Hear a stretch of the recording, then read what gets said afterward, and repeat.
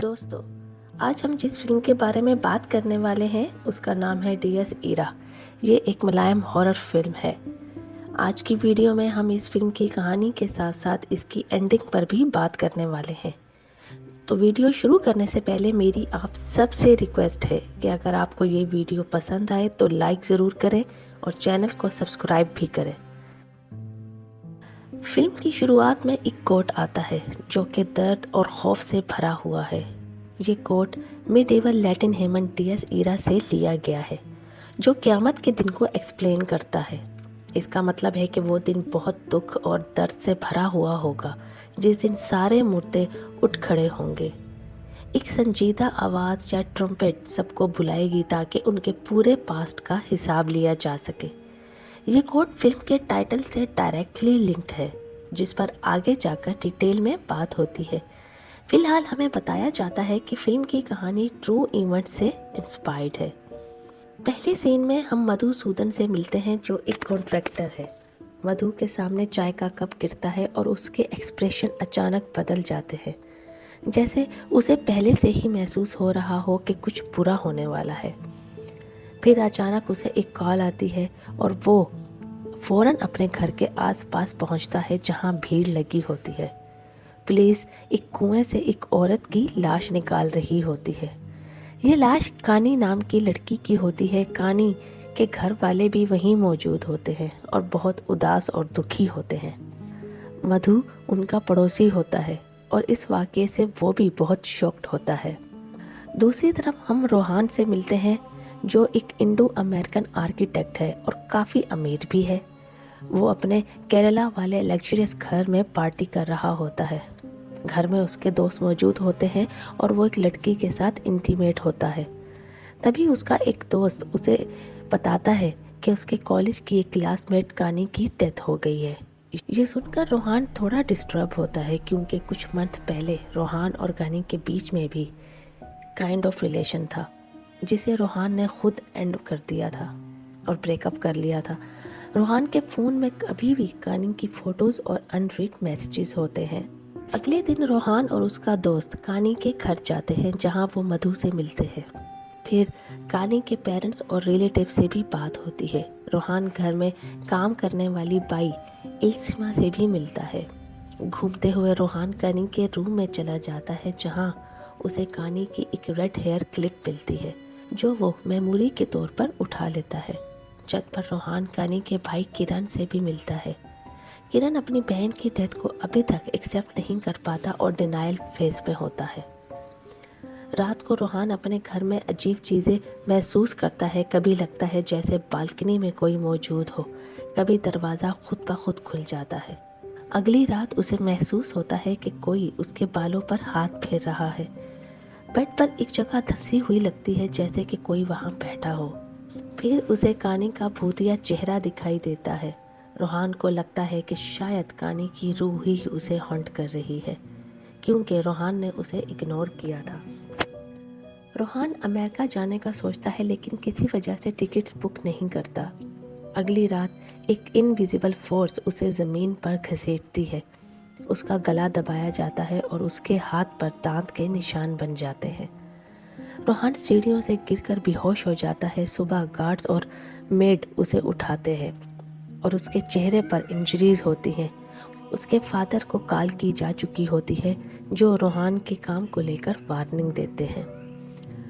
रोहान अपने और कानी के पुराने वीडियोस देखता है और फिर अपने बाल काट देता है। बाद में वो मधु से मिलता है और वो सब कुछ बताता है। मधु उसे समझाता है कि आत्मा तब भटकती है जब उसे शांति नहीं मिलती, लेकिन कानी के फाइनल राइट्स के बाद भी प्रॉब्लम्स ख़त्म नहीं होती। एक पार्टी के दौरान किरण भी रोहान के घर आता है। वहाँ किरण इमोशनली टूट जाता है। अचानक एक इनविजिबल फोर्स किरण को बालकनी से नीचे फेंकने की कोशिश करती है। रोहान उसे बचा नहीं पाता और किरण सीरियसली इंजर्ड हो जाता है। हॉस्पिटल में मधु रोहान को ब्लेम करता है। बाद में रोहान एक सर कटा हुआ आदमी देखता है, जो इस बात का इशारा होता है कि ये रूह कानी की नहीं बल्कि किसी मर्द की है। मधु समझ जाता है कि मसला तब शुरू हुआ जब रोहान कानी के रूम से हेयर क्लिप उठाकर लाया था। किसी मरने वाले की पसंदीदा चीज़ अगर कोई और उठा ले तो रूह वापस आ जाती है। तहकीक के दौरान पता चलता है कि कानी भारतनाट्यम सीखती थी और उसकी पायल भी गायब है। हाउस हेल्प एलिसिमा बताती है कि कानी अपनी दुनिया में ही रहती थी और कोई लड़का कभी उसे मिलने नहीं आया। मधु शक करता है कि असल सच आसपास ही छुपा हुआ है। नेक्स्ट सीन में मधु अपने घर में भी पैरानॉर्मल एक्टिविटीज़ महसूस करता है और नमक का यूज़ करता है। रोहान अपनी माँ से बात करता है और कहता है कि वो जल्द वापस आ जाएगा। अगले दिन मधु और रोहान कानी के डांस क्लास के बारे में पता करते हैं और वहाँ जाकर कानी की एक फ्रेंड से बात करते हैं। फ्रेंड बताती है कि कानी कुछ टाइम से डांस क्लास आना बंद कर चुकी थी, लेकिन कुछ महीने पहले जब वो क्लास आई थी तो एक दिन घर जाते वक्त बारिश शुरू हो गई। बारिश से बचने के लिए दोनों एक बिल्डिंग के नीचे खड़ी हो गईं और उसी बिल्डिंग की दूसरी साइड पर एक फ़ोटो स्टूडियो था, वहाँ से एक आदमी कनी को घूर रहा था। कनी की फ्रेंड ने बताया कि कुछ दिन बाद वही आदमी कनी को घूरने लगा यहाँ डांस क्लास के बाहर, और वो पूरा दिन यहीं पे खड़ा रहा। कनी की फ्रेंड ने उसे कहा कि चलो पुलिस को बता देते हैं, लेकिन कनी पुलिस के चक्कर में नहीं पड़ना चाहती थी। यह कहकर कि ये कोई बड़ी बात नहीं, उसने इग्नोर कर दिया। वो आदमी अक्सर उसी फ़ोटोशॉप के पास दिखता था, इसीलिए उसकी इन्फॉर्मेशन फ़ोटोशॉप से मिल सकती है। इसके बाद मधु और रोहान फ़ोटो स्टूडियो जाते हैं और वहाँ उस आदमी के बारे में पूछताछ करते हैं। स्टूडियो वाला बताता है कि वो उस आदमी को जानता है और उसका नाम फिलिप है। स्टूडियो वाला ये भी बताता है कि फिलिप कुछ टाइम तक वहाँ काम करता था और उसे उसके वालिद के कहने पर ही रखा गया था। फिलिप ज़्यादातर डॉक्यूमेंट्स प्रिंट करता था, लेकिन कुछ वक्त से काम पर आना बंद कर चुका था। जब स्टूडियो वाले ने एसटी जोसेफ चर्च में पूछताछ की तो पता चला कि शायद फिलिप सऊदीया चला गया है। बाकी डिटेल्स चर्च के फादर ही दे सकते थे। रोहान स्टूडियो वाले से वो डॉक्यूमेंट्स मांगता है जो फिलिप प्रिंट करता था और स्टूडियो वाला वो डॉक्यूमेंट्स दे देता है। स्टूडियो वाले के पास फिलिप का फ़ोन नंबर भी होता है। अब उनके पास फिलिप का फ़ोन नंबर और डॉक्यूमेंट्स दोनों आ जाते हैं, लेकिन फ़ोन लगता नहीं और डॉक्यूमेंट्स का मतलब समझना मुश्किल होता है। रोहान ये जानना चाहता है कि क्या फिलिप ज़िंदा है, क्योंकि अगर फिलिप ज़िंदा नहीं है तो शायद उसकी रूह ही रोहान को हंट कर रही है। इस सच तक पहुंचने के लिए रोहान और मधु एक प्लान बनाते हैं। पहले उन्हें उस एजेंट का पता लगाना होता है जो लोगों को सऊदीया भेजता है। इस एजेंट की इन्फॉर्मेशन इल्समा से मिल सकती थी क्योंकि उसका बेटा मानू भी सऊदीया गया था। रोहान इल्समा से बात करने जाता है जबकि मधु चर्च जाता है ताकि फिलिप के बारे में ज़्यादा पता लगाया जा सके। मधु चर्च के फादर से मिलता है और फिलिप के डॉक्यूमेंट्स उन्हें दिखाता है। फादर बताते हैं कि डॉक्यूमेंट्स में कुछ लाइंस बाइबल से ली गई हैं, लेकिन उन्हें गलत और मिस इंटरप्रेटेड तरीके से लिखा गया है। काफ़ी लाइंस बाहर के सोर्स से भी उठाई गई होती हैं। यहाँ पर डियस इरा का कॉन्सेप्ट सामने आता है। डियस इरा एक पुराना लैटिन हेमन है जिसका मतलब है डे ऑफ वर्थ, यानी गुस्से का दिन। ये हेमन 13वीं सेंचुरी के आसपास लिखा गया था और क्रिश्चियन ट्रेडिशन के मुताबिक उस दिन को डिस्क्राइब करता है जब दुनिया का खात्मा होगा और हर इंसान अपने अमाल का हिसाब देगा। इसे जजमेंट डे भी कहते हैं। इस हेमन में दिखाया गया है कि सारे मुर्दे अपनी कब्रों से उठ खड़े होंगे, ट्रम्पेट की ज़ोरदार आवाज़ होगी और फिर खुदा का फैसला होगा। किसी को जन्नत मिलेगी और किसी को दोज़ख। फादर बताते हैं कि फिलिप चर्च के बहुत करीब था, लाइब्रेरी की सारी किताबें पढ़ चुका था और चर्च में गाता भी था। फादर मधु को एक ग्रुप फ़ोटो दिखाते हैं जिसमें फिलिप भी होता है। फ़ोटो देखते ही मधु शौक में आ जाता है क्योंकि उसे एक बहुत बड़ी और शॉकिंग बात समझ आ जाती है। दूसरी तरफ रोहान इलिस्मा के घर जाकर उसके बेटे के बारे में पूछता है। इलिस्मा बताती है कि बेटा कभी कभी ही कॉल करता है और उनके पास कोई ठीक कॉन्टैक्ट डिटेल्स नहीं है। इसी दौरान रोहान घर में लगे हुए ब्लैक्यूज और अवार्ड्स देखता है जिन पर नाम लिखा होता है फिलिप सेबेस्टियन। यहीं पर सच सामने आता है कि इलिस्मा के बेटे का चर्च नेम फिलिप सेबेस्टियन था, जबकि घर में सब उसे मनु कहते थे।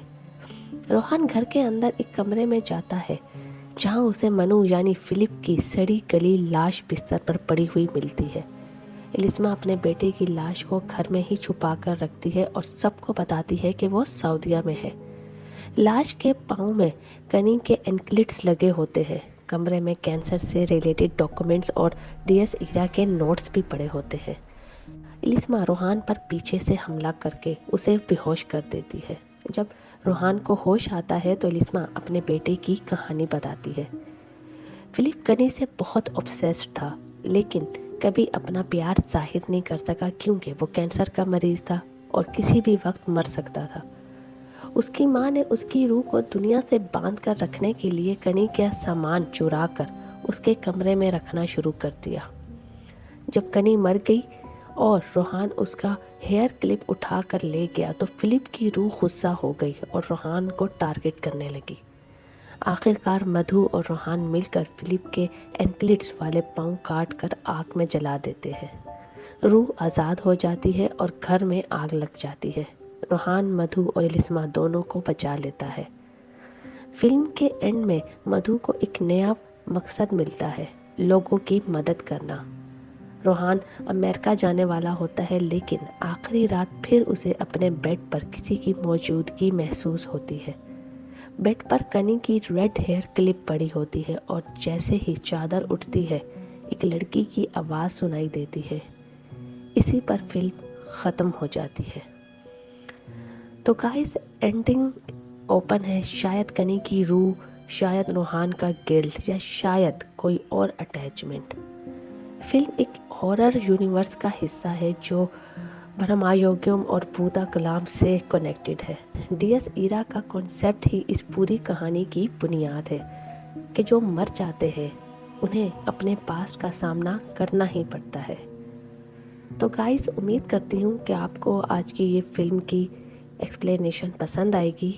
मिलते हैं नेक्स्ट वीडियो में, तब तक के लिए अल्लाह हाफिज़।